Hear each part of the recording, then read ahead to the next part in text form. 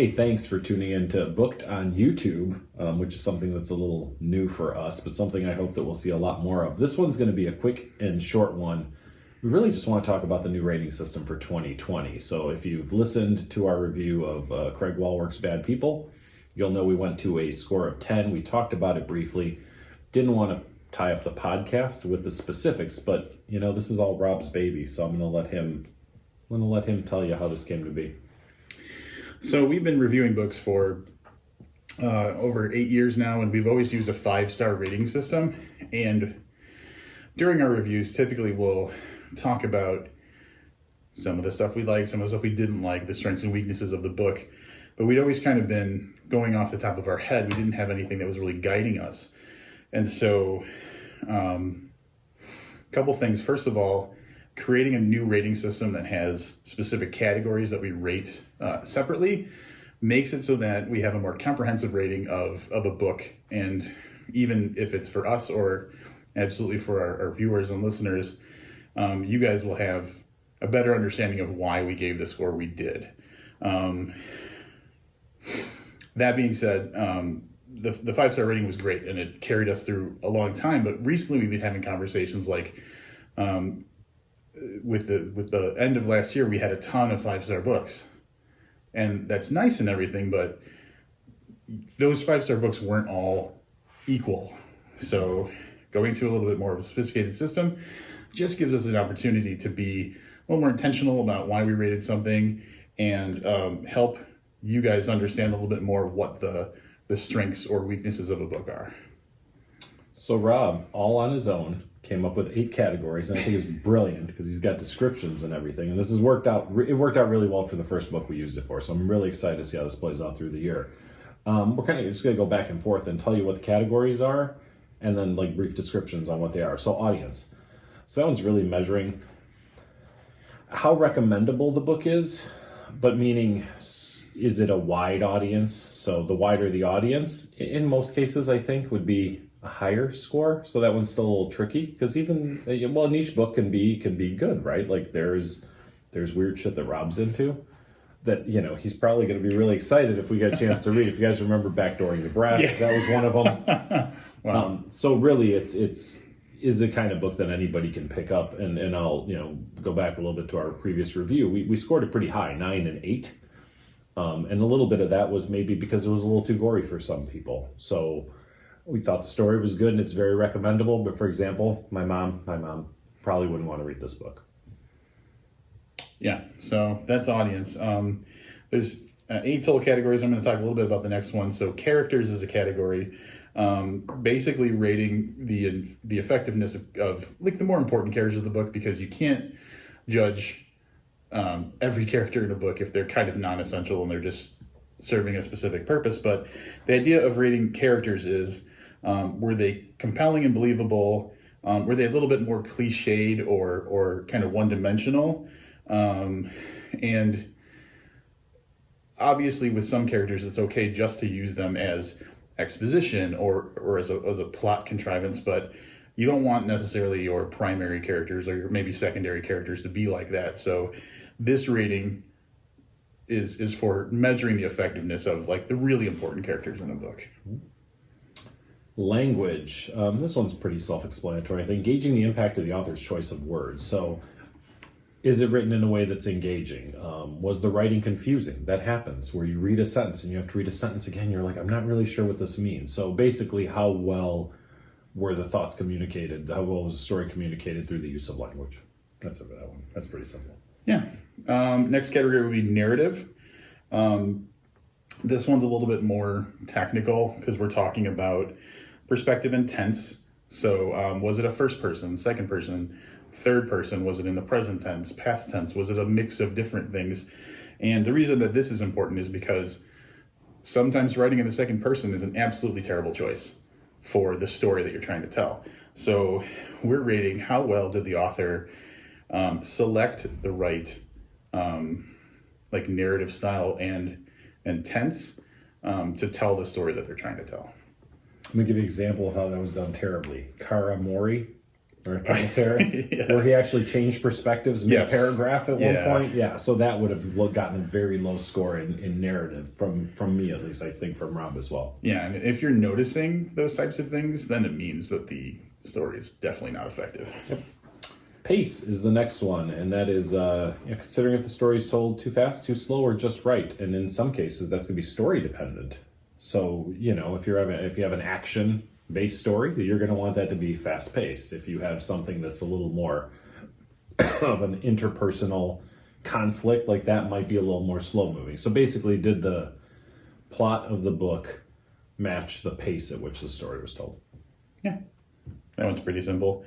I'm going to jump over to, there's a category called plot, and it sounds like you might be thinking we've already talked about plot, but what we're talking about here is the actual story that's being told, the little pieces that all add up together to the story, tell the story that the author was trying to tell.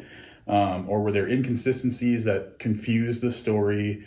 Were there holes in the plot where you're like, well, how could this happen if that happened? So the better they were at telling the story, the higher you're going to score the book for plot. That's one that I'm going to struggle with a lot because so many times you have to explain to me what happened. Personal score. This one is vitally important because although we could argue about any of these, there's just that thing that a book has or doesn't have that could make it or break it for you personally. I'm going to give you two examples. When we talk about the raw shark text, I talk about the kind of the untold story there, right? So the all the unspaces and whatever, the stuff that's never really addressed, it's hovering in the background, is a huge part of what I love about that story. That would go under personal score. If you look at it from a plot standpoint, you're like, there's this big story, but it's not actually a huge part of this story, so it could actually almost hurt it on plot. But in personal score, that makes me feel good about it. I'm going to give you another example, recent book. This is where Rob can really, really, truly ding a book if it has drama kids as the protagonists. Yeah. So Rob would give this a 3, which would affect that average and bring it down significantly, even if, in the case of that book, which I would agree, it was well written, the language was used right, the plot was meh, it was confusing, so I'd love to go back, and maybe we will go back and do some of these types of ratings on, and maybe we'll do them here on YouTube on books that we've read. Books that were, I want to say good books, but books that were good conversation books. Yeah. So it could be a good book or a bad book, I guess. And the nice thing about the personal score category is it takes into account your reaction to the book. So if you're, personally offended by something that's written, if there's gratuitous use of something that really makes you uncomfortable, you might not have the opportunity to score it that way otherwise. So, yep. And then really the final category is I'm calling this tone, but you could consider it like the style or the feel of the book.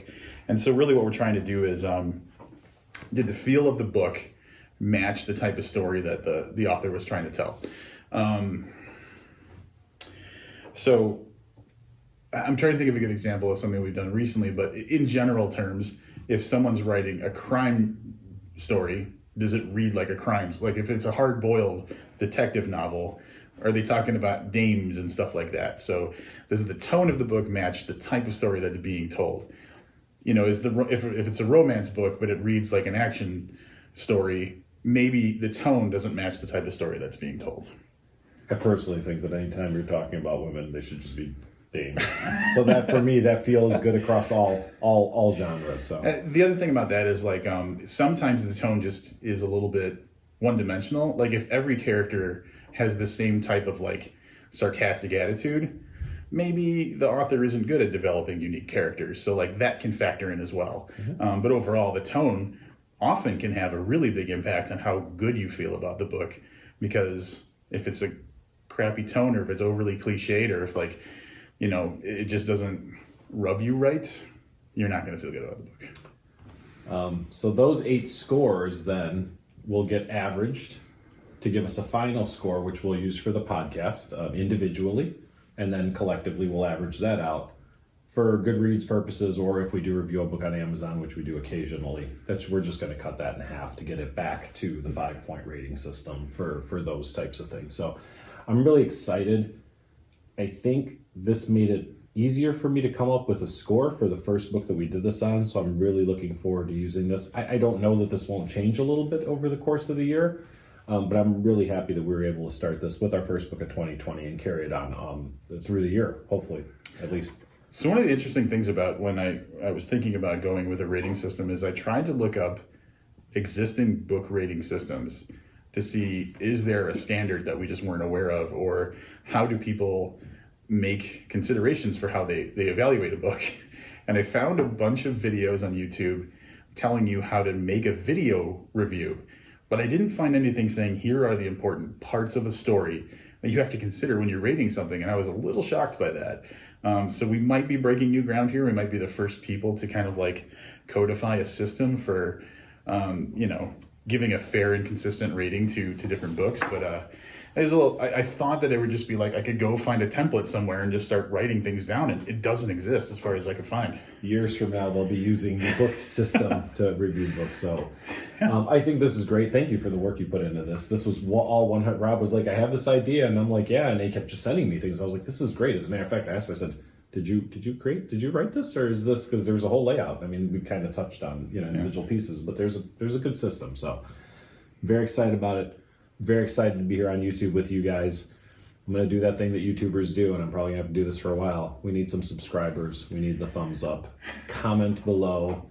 I feel like every time I say it, like I'm just mimicking someone else I've heard say it. Yeah. We'd really like to do more video stuff for you guys, and because it's fun, it'll give Rob and I an excuse to get together and do something different. So hopefully you enjoyed this. There's another video coming up super shortly. As a matter of fact, I'm pointing to the subject of that video right now because we're going to be recording it right here. So please subscribe, like, comment, do all that good stuff, and let us know if there's anything you'd like to see us do in future videos. That's all I got. Thanks for watching. Feel free, hit us up and give us any recommendations if there's something you think we're off on or that we missed, or feel free to just heap praise onto me. I'm always good for that too. Thanks for watching, and we will see you soon.